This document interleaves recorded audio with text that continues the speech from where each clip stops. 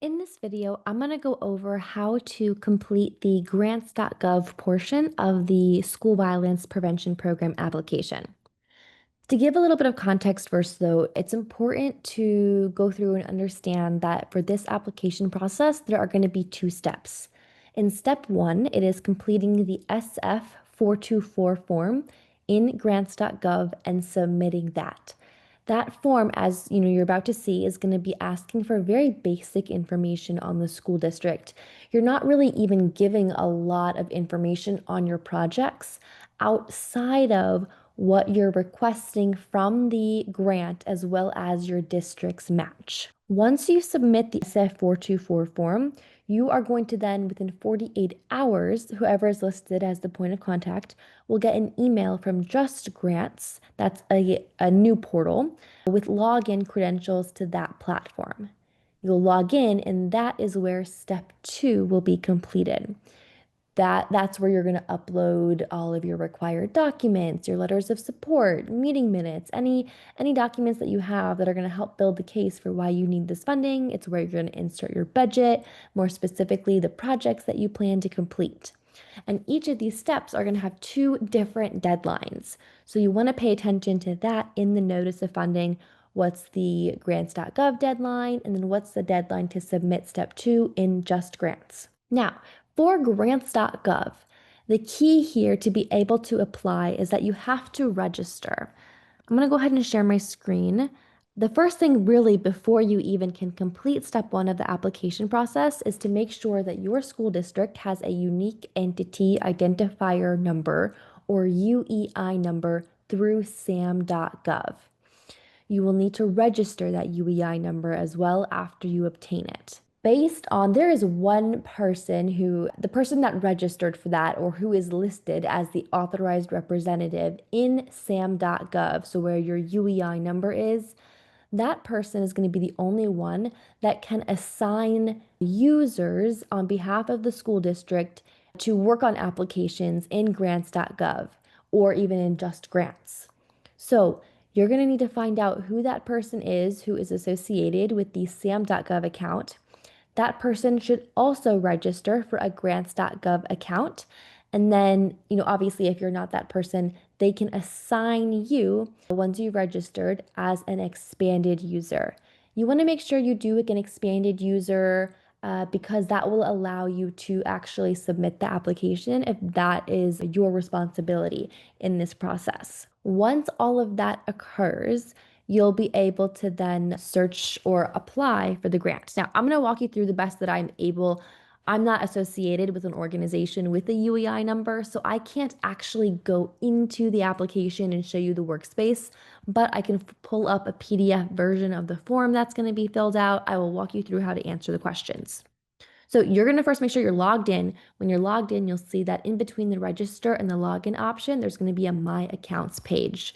But you're going to go to search grants, and then in keywords, you're going to type in SVPP. You'll search, you'll find, again, double check the opportunity title, but this is the 2025 School Violence Prevention Program. You're going to click on the opportunity number.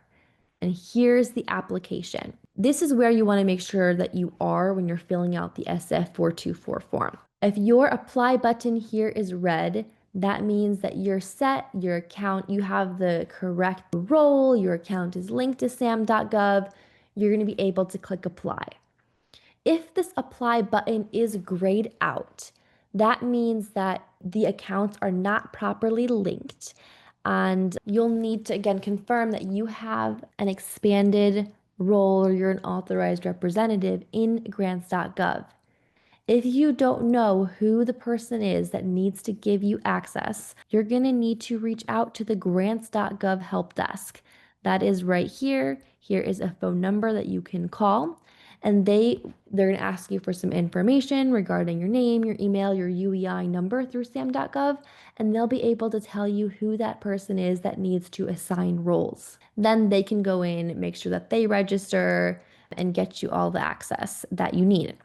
Again, if for whatever reason you need the sam.gov help desk information, that is going to be here as well. So if you have issues with your UEI number, with registering, Or for several school districts, their authorized representative in SAM.gov sometimes is actually not somebody who is still with the school district. If you need to change who that person is, you'll need to call SAM.gov and have them assist you with changing that person. That can take that can take a full business day to get completed. So if you realize that is the case, I would reach out to them as soon as possible. And then this last paragraph here is the Just Grants help desk information. So if you're working in part 2 of the application, and if you're having issues assigning certain roles, there is contact information for you there. All right, so once you though get all the proper access, the apply button is it'll be red, you can click on it.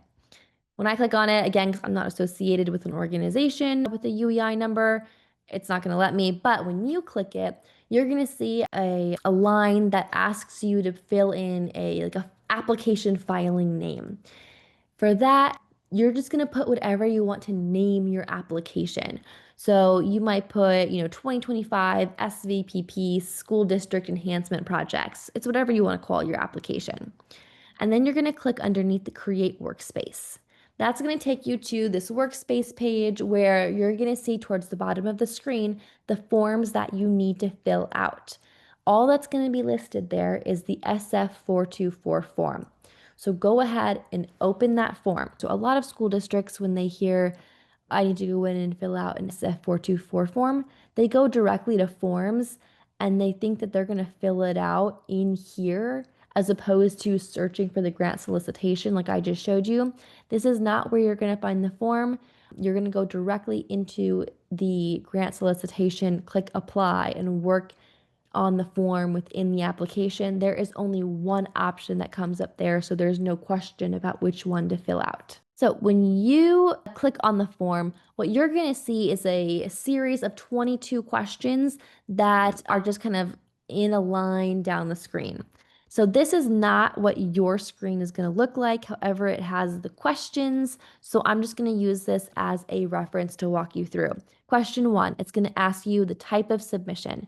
You're doing an application. You're not going to have a frequency. Yours is going to ask if this is like a new application, if this is a continuation.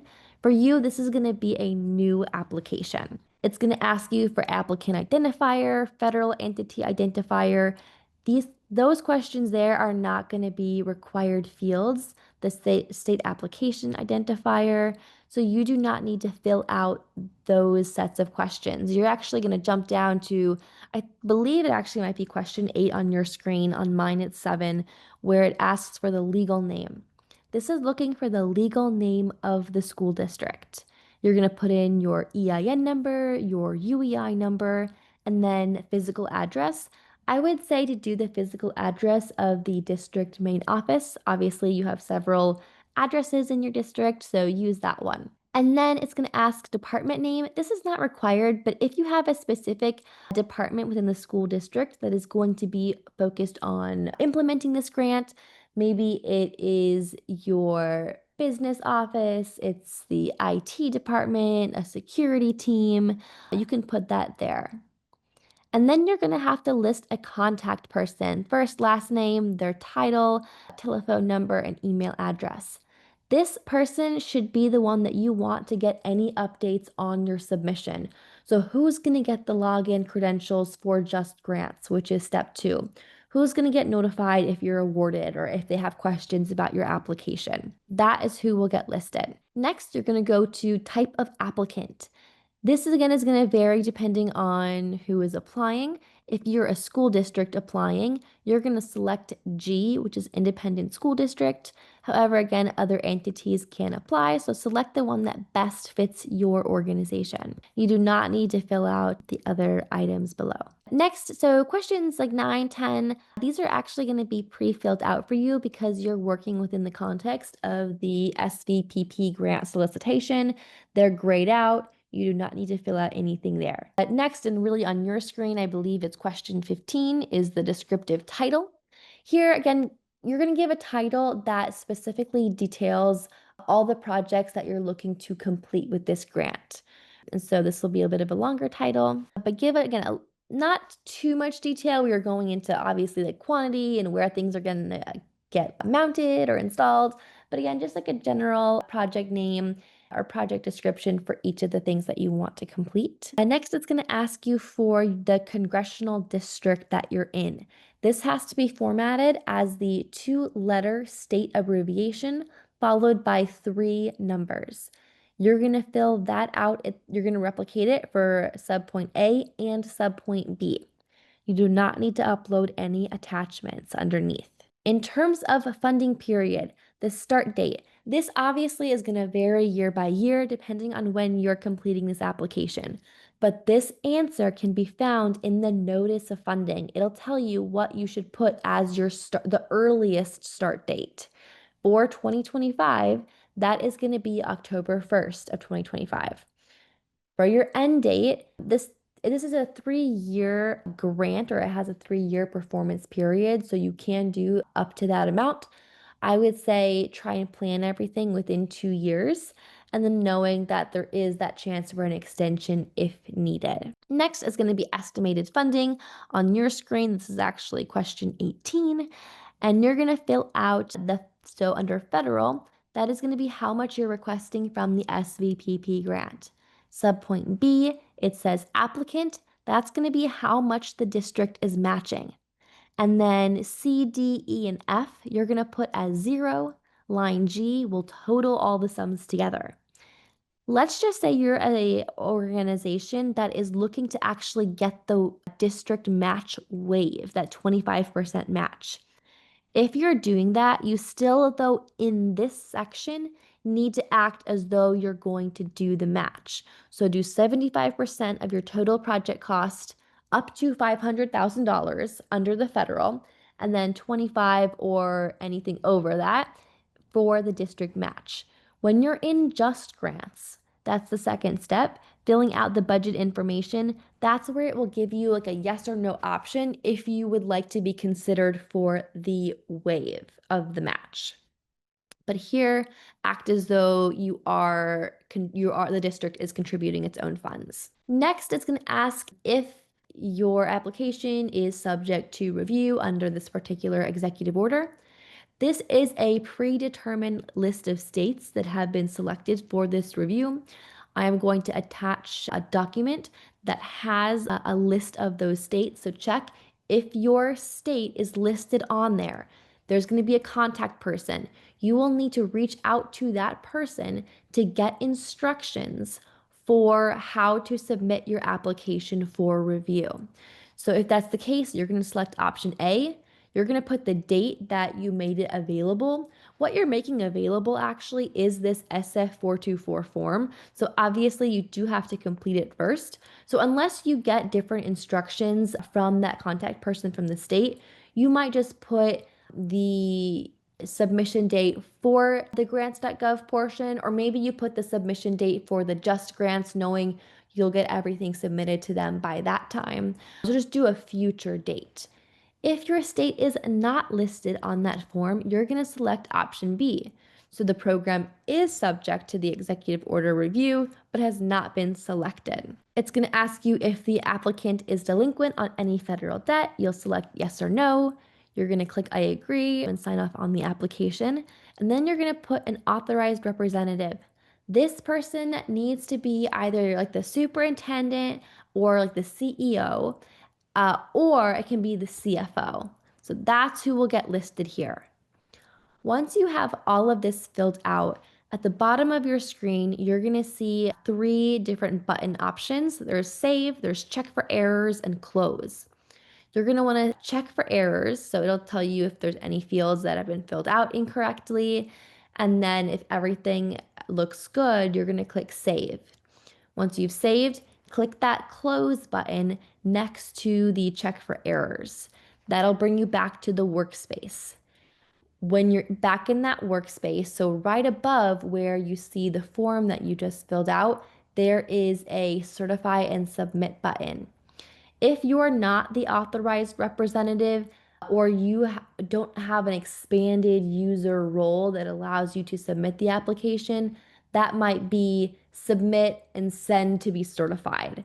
So you'll click that, and then the person who is an authorized representative will get an email to then go in and actually certify the application. So there's just a second step in that process if that is the case. Once you submit, you will get email confirmation. And then, like I said, within 48 hours, you will get login information for the Just Grants portion of the application. And again, that is where your documents will get uploaded and more detail about your project will be found there.